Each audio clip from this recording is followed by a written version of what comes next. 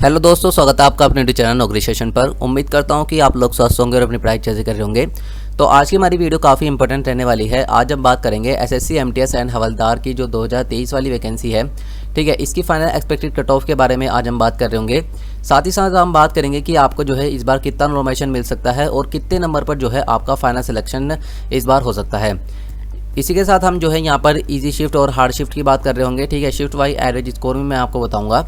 तो सभी जानकारी जो है आज हम इस वीडियो में प्राप्त करने वाले हैं। तो चलिए शुरू करते हैं। शुरू करने से पहले अगर आपने अभी तक चैनल को सब्सक्राइब नहीं कराया तो आप चैनल को सब्सक्राइब कर दीजिए और जो साइड में बेल का आइकन आ रहा है इसे प्रेस कर दीजिए ताकि आने वाली वीडियो का नोटिफिकेशन आपको सबसे पहले मिले। तो चलिए देखते हैं। तो जो हमारी जो कट ऑफ है वो 3 चीज़ों पर यहाँ पर डिपेंड करती है। आपको ये पॉइंट पता होने चाहिए। सबसे पहले तो हमारी वैकेंसी कितनी है। अगर वैकेंसी यहाँ पर कम होती है तो ऑब्वियस सी बात है कि जो कट ऑफ है वो बढ़ती है, ठीक है। और अगर वैकेंसी यहाँ पर ज़्यादा है तो जो कट ऑफ है वो थोड़ी सी यहाँ पर कम रहती है। और अब की बार जो वैकेंसी थी वो हमारी 12,000 प्लस यहाँ पर वैकेंसी है। अगर मैं आपको एक्यूरेट डाटा बताऊँ तो 12,529 वैकेंसी हमारे पास अब की बार है, ठीक है। अभी हम आगे देखेंगे।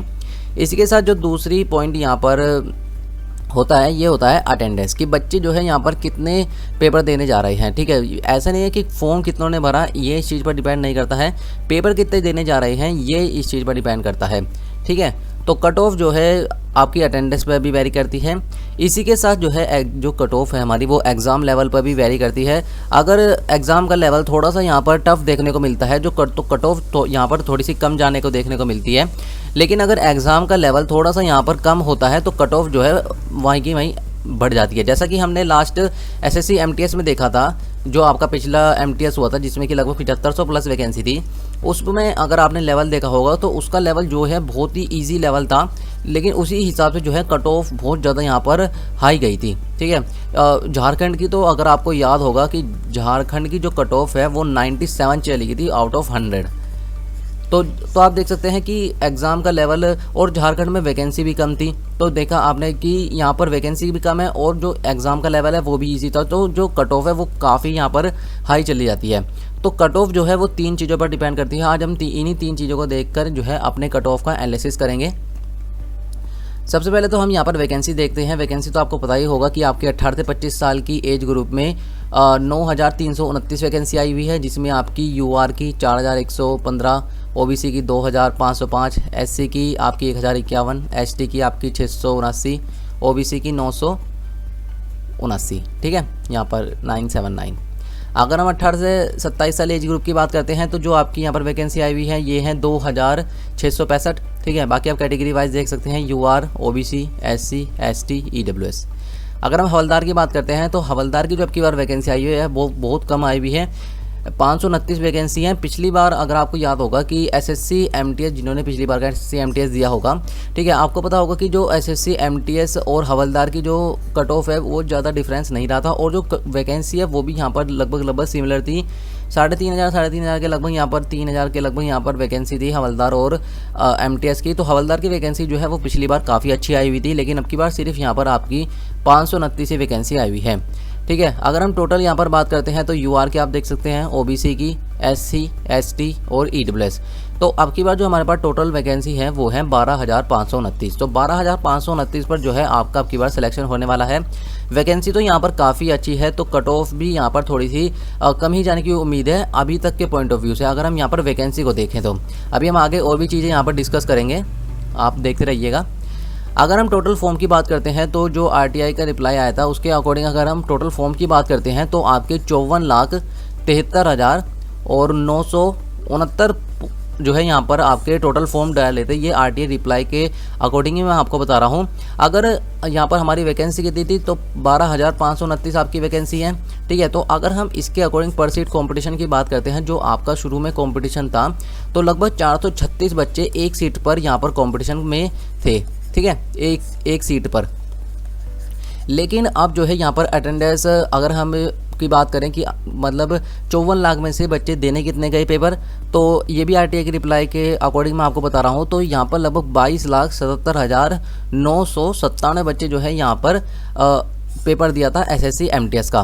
तो अगर हम एक्चुअल कंपटीशन की बात करते हैं, अब कितना रह गया है एक्चुअल कंपटीशन, तो अब रह गया है आपका 181 बच्चे जो है यहाँ पर पर सीट पर कंपटीशन कर रहे हैं, ठीक है।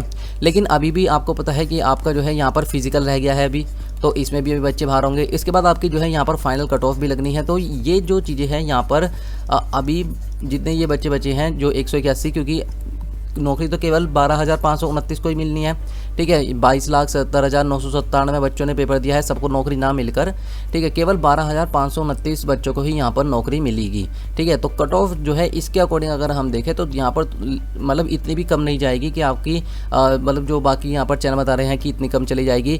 तो जो यहाँ पर कट ऑफ का लेवल है वो थोड़ा बहुत यहाँ पर ठीक ही रहेगा, ठीक है। चलिए हम आगे देखते हैं और चीज़ें।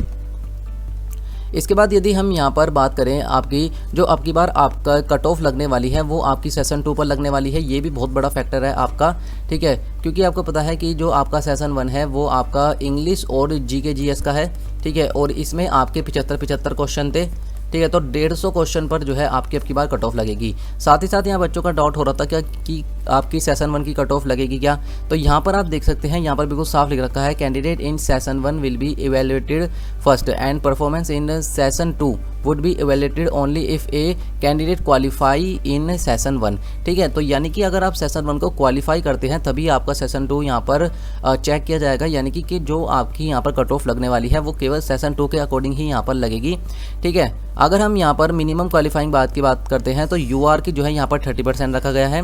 अगर आप ओबीसी या ईडब्ल्यूएस से करते हैं तो 25% आपको मिनिमम लाने होते हैं, और अदर कैटेगरी से हैं तो 20% आपको लाने होते हैं, ठीक है। तो ये तो बस आपकी सेशन 1 को क्लियर करने के लिए है, और जो आपकी मेन कट ऑफ लगने वाली है वो आपकी सेशन 2 पर ही लगेगी, ठीक है।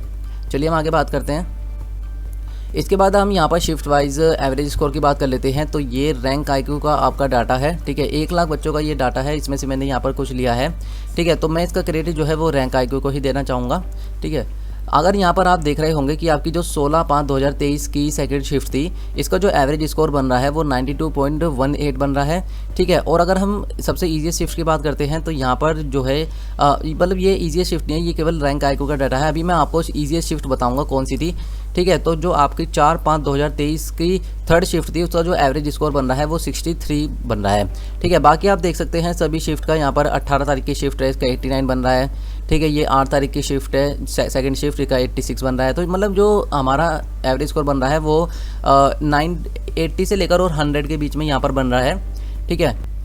अगर हम सबसे ईजीएस्ट शिफ्ट की बात करते हैं, ठीक है, जो हमें डाटा कलेक्ट हुआ है उसके अकॉर्डिंग अगर हम ईजीएस्ट शिफ्ट की बात करते हैं तो जो आपकी एक सेकेंड यहाँ पर सबसे ईजीएस्ट शिफ्ट रही थी वो 18 मई की आपकी थर्ड शिफ्ट रही थी, जिसका एवरेज स्कोर 98.1 बन रहा है, ठीक है। और अगर हम सबसे हार्ड शिफ्ट की बात करते हैं तो 4 मई की थर्ड शिफ्ट जो है यहाँ पर सबसे हार्ड देखी गई थी, जिसका एवरेज स्कोर आपका 77.64 बन रहा है, ठीक है। अगर हम अब की बार के एग्ज़ाम लेवल की बात करते हैं तो एग्ज़ाम का लेवल जो है अब की बार ठीक ठाक रहा था। जो आपका सेशन 1 था, ठीक है, उसका तो जो लेवल है वो इजी टू मॉडरेट था। लेकिन अगर हम सेशन 2 की बात करते हैं तो सेशन 2 में ऐसी काफ़ी सारी शिफ्ट थी जो कि हार्ड देखने को मिली थी, और काफ़ी सारी ऐसी शिफ्ट थी जो कि मॉडरेट देखने को मिली थी, इजी टू मॉडरेट भी आप उन्हें कह सकते हैं, ठीक है। तो सेशन 2 पर ही आपकी कट ऑफ लगने वाली है। तो जो है यहाँ पर आपकी जो कट ऑफ है वो इस चीज़ पर वेरी करेगी कि आपका सेशन 2 का लेवल किस तरह का था। तो जो मैंने आपको बताया कि जो आपका सेशन 2 का लेवल था वो आपका मॉडरेट से हार्ड था, ठीक है।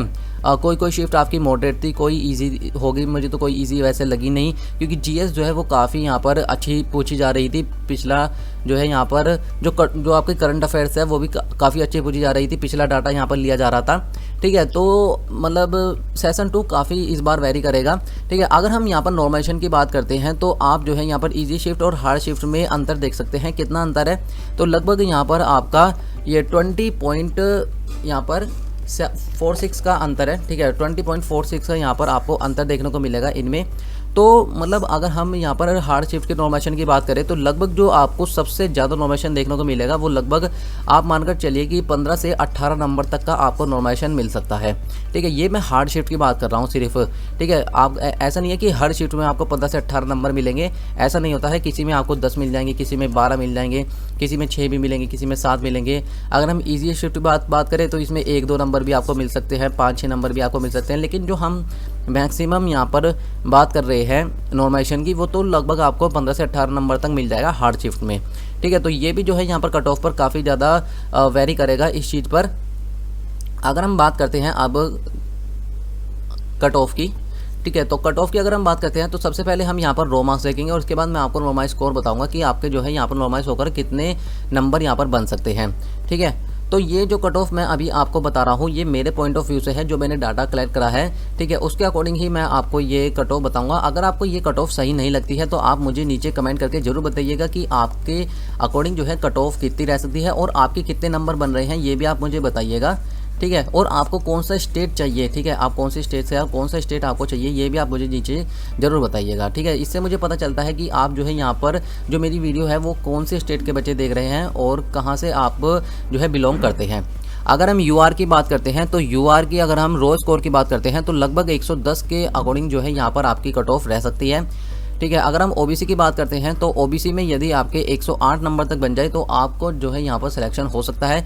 ये मैं रो स्कोर की बात कर रहा हूँ, अभी नॉर्मल स्कोर भी हम देखेंगे। अगर ईडब्ल्यूएस की बात करते हैं तो ईडब्ल्यूएस जो है आपकी 105 पर कट ऑफ रह सकती है। अगर मैं एससी की बात करता हूँ तो 100 पर जो है आपकी कट ऑफ रह सकती है। अगर हम एसटी की बात करते हैं तो 95 पर जो है आपकी कट ऑफ बन सकती है। ठीक है, तो ये जो है यहाँ पर एसएससी एमटीएस की कट ऑफ आपकी बार रह सकती है रो स्कोर। और जैसे कि मैंने आपको बताया कि अगर हम यहाँ पर नॉर्मलाइजेशन मान लेते हैं, एवरेज मान लेते हैं कि आपको हर शिफ्ट में 10 नंबर का एवरेज यहाँ पर नॉर्मलाइजेशन मिल जाता है। ठीक है, क्योंकि आपको पता है कि किसी में 1 मिलेगा, किसी में 2, किसी को 5, किसी को 6, किसी को 20, किसी को 10, किसी को 15। ठीक है, तो हम एक एवरेज मान लेते हैं कि एवरेज जो है आपको 10 नंबर का नॉर्मलाइजेशन मिल जाता है। तो जो आपकी कट ऑफ है वो यहाँ पर बढ़ेगी अगर सबको नॉर्मलाइजेशन मिलता है, क्योंकि आपको पता है कि शिफ्ट वाइज आपका अगर पेपर होता है तो उसमें नॉर्मलाइजेशन मिलता है। ठीक है, तो अगर हम यहाँ पर 10 नंबर का नॉर्मलाइजेशन मानते हैं तो यूआर की जो कट ऑफ रहेगी वो 120 के अकॉर्डिंग रहेगी। ठीक है, ओबीसी की 118 के अकॉर्डिंग रहेगी। ठीक है, ईडब्ल्यूएस की 115 कट ऑफ रह सकती है, एससी की यहाँ पर 110 कट ऑफ रह सकती है और एसटी की जो है यहाँ पर 105 कट ऑफ रह सकती है। तो अगर आपके इतने नंबर बन रहे हैं और आप जो है हवलदार की वैकेंसी भी लेना चाह रहे हैं तो आप जो है अभी से फिजिकल में लग जाइए। ठीक है, फिजिकल मैंने आपको बताया था, अभी हम आगे भी डिस्कस करेंगे फिजिकल के बारे में, आप अभी देखते रहिएगा वीडियो। ठीक है, तो जो आपकी जो कट ऑफ है वो इनके अकॉर्डिंग रह सकती है। रो स्कोर मैंने आपको बता दिया और नॉर्मलाइजेशन स्कोर करके आपको बता दिया। ठीक है, तो मेरे अकॉर्डिंग जो है यहाँ पर यूआर की रो स्कोर 110 और नॉर्मलाइजेशन होके 120 कट ऑफ रह सकती है आपकी। ओबीसी की 108, ईडब्ल्यूएस की 105, एससी की 100 और एसटी की यहाँ पर 95 आपकी कट ऑफ रह सकती है।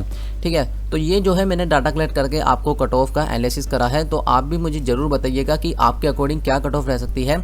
अगर हम यहाँ पर फिजिकल की बात करते हैं तो फिजिकल आप देख लीजिए, फिजिकल जो है यहाँ पर मेल के लिए वॉकिंग रखी गई है। सबसे बड़ी बात तो यही है कि आपको वॉकिंग करनी है, आपको रनिंग नहीं करनी है। रनिंग और वॉकिंग में यहाँ पर अंतर होता है, ये फिजिकल तो है लेकिन यहाँ पर अगर आप देखते होंगे कि जो जैसे बाकी आपके रनिंग होते हैं, जैसे जीडी में होता है या आपकी दिल्ली पुलिस कांस्टेबल में होता है या आपकी और भी मतलब जो फोर्स है उसमें रनिंग होती है, वो रनिंग होती है। ठीक है, उसमें दौड़ना होता है। और ये है वॉकिंग, वॉकिंग में होता है चलना। ठीक है, तो 1600 मीटर चलना है आपको 15 मिनट में। ठीक है, 400 मीटर का ग्राउंड होगा। ठीक है, आपको उसके 4 चक्कर लगाने हैं। और फीमेल के लिए जो है 1 किलोमीटर की जो है यहाँ पर वॉकिंग रखी गई है और 20 मिनट का समय आपको दिया जाएगा। अगर हम मेल की बात करते हैं हाइट की तो 157.5 सेंटीमीटर आपकी हाइट रखी गई है और 5 सेंटीमीटर का आपको छूट दिया गया है यदि आप गढ़वालीज, असम्स, गोरखाज या एसटी कैटेगरी से बिलोंग करते हैं। ठीक है, चेस्ट के लिए जो है यहाँ पर जो मेल की चेस्ट रखी गई है वो 81 सेंटीमीटर रखी गई है और मिनिमम एक्सपेंशन जो है यहाँ पर 5 सेंटीमीटर का रखा गया है। ठीक है, अगर हम फीमेल की हाइट की बात करते हैं तो फीमेल की हाइट जो है यहाँ पर 152 सेंटीमीटर रखी गई है और 2.5 सेंटीमीटर का रिलैक्सेशन दिया गया है गढ़वालीज, असम्स, गोरखाज या आप अगर एसटी कैटेगरी से बिलोंग करते हैं तो। ठीक है, अगर हम वेट की बात करते हैं तो 48 kg का वेट होना चाहिए और 2 kg का यहाँ पर रिलैक्सेशन दिया गया है गढ़वालीज, असम, गोरखास और अगर आप एसटी कैटेगरी से बिलोंग करते हैं तो। ठीक है, चेस्ट का कोई भी क्राइटेरिया नहीं रखा गया है। तो इस तरह से जो है आपको यहाँ पर आपका फिजिकल रहने वाला है। तो आप जो है अगर आप हवलदार की पोस्ट भी अगर आप जो है हवलदार की कट ऑफ क्लियर कर लेते हैं और आपको हवलदार के लिए बुलाया जाता है फिजिकल के लिए, तो आप फिजिकल की तैयारी अभी से स्टार्ट कर दीजिए, क्या पता आपका नंबर यहाँ पर फिजिकल के लिए आ जाए। ठीक है, तो मैं तो आपको यही सलाह दूंगा कि आप रोज़ सुबह जो है यहाँ पर 5 किलोमीटर चलने का जो है तेज चलने का प्रैक्टिस करें। ठीक है, दौड़ने की प्रैक्टिस मत करना वरना आप वहाँ पर भी दौड़ेंगे ही। ठीक है, तो आप जो है यहाँ पर तेज चलने की प्रैक्टिस करें और उसे टाइमर के हिसाब से देखें कि आपका जो यहाँ पर कितने मीटर या आपकी जो है आप जितने भी रनिंग कर रहे हैं वो कितने टाइम में यहाँ पर कवर हो रहा है। ठीक है, तो आप जो है यहाँ पर स्टार्ट कर दीजिए। बाकी यहाँ पर हमने सभी चीज़ें आज इस वीडियो में देख ली है। ठीक है, कट ऑफ के बारे में हमने एनालिसिस कर लिया और सभी यहाँ पर नॉर्मलाइजेशन के वगैरह में हमने बात करी है आज। तो आज की हमारी वीडियो यहीं तक थी। अगर आपको वीडियो पसंद आई हो तो आप इसे ज़रूर लाइक करें, ठीक है, अपने दोस्तों के साथ भी शेयर करें। और अगर आपने अभी तक चैनल को सब्सक्राइब नहीं करा है तो आप चैनल को सब्सक्राइब करके साइड का बेल का आइकन जरूर दबाइएगा। आपको इस चैनल पर गवर्नमेंट जॉब से रिलेटेड, प्राइवेट जॉब से रिलेटेड और आपके जितने भी यहाँ पर अकेडमिक कोर्स होते हैं उनसे रिलेटेड सभी इन्फॉर्मेशन आपको सबसे पहले मिलती है। तो अगर आप चाहते हैं कि आपको सभी इन्फॉर्मेशन एक ही चैनल पर मिल जाए तो आप हमारे चैनल को सब्सक्राइब कर सकते हैं, ठीक है। और साइड का बेल का आइकन दबाना मत भूलिएगा ताकि आने वाली वीडियो को नोटिफिकेशन आपको सबसे पहले मिले। तो मिलते हैं नेक्स्ट टॉपिक के साथ नेक्स्ट वीडियो में, तब तक के लिए गुड लक।